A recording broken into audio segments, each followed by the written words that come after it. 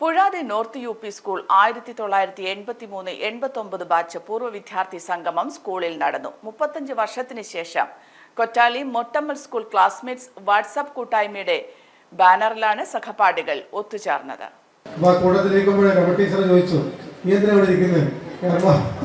എല്ലാവരും റിട്ടയർ ചെയ്തവരും ഞാൻ ഇനിയും കുറേ സർവീസ് ബാക്കിയുള്ളവരാണ്. വയസ്സ് ബാക്കിയുണ്ടെങ്കിൽ ഇനിയും കുറേ സർവീസ് ഉണ്ട്. കഴിഞ്ഞ ദിവസം ഈ സംഘാടകർ ഒരാളെ ഷെയ്ൻ എന്നോട് ചോദിച്ചു, മാഷ്ക്ക് എത്ര വയസ്സായി? ഞാൻ ആദ്യം പിടി കൊടുത്തില്ല, പക്ഷെ എന്നെ കൊണ്ട് വയസ്സ് പറയിപ്പിച്ചു. അപ്പോൾ ഏതായാലും വളരെ സന്തോഷം.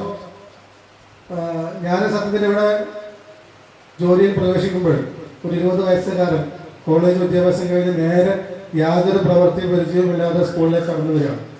അപ്പോൾ ആ സമയത്ത് എന്നെ കൈ പിടിച്ച് നടത്തിച്ച എന്നെ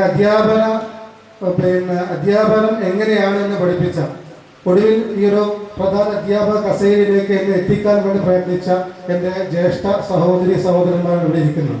അപ്പോൾ ഈ ഒരു വേദിയിൽ എനിക്കും കൂടി പങ്കെടുക്കാൻ പറ്റുന്നത് വളരെ അഭിമാനകരമാണ്, വളരെ സന്തോഷകരമാണ്.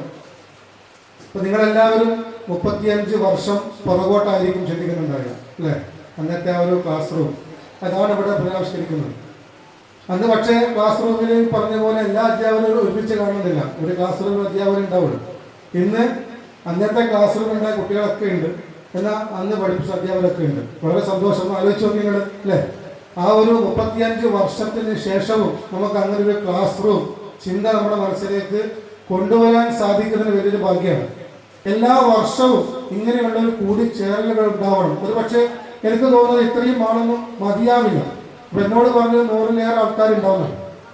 അപ്പോൾ അത്രയും ആളുകൾ ഇവിടെ കാണാൻ കഴിയുന്നില്ല. പല ആളുകളും പലതരത്തിലുള്ള തിരക്കുകളിലായിരിക്കാം.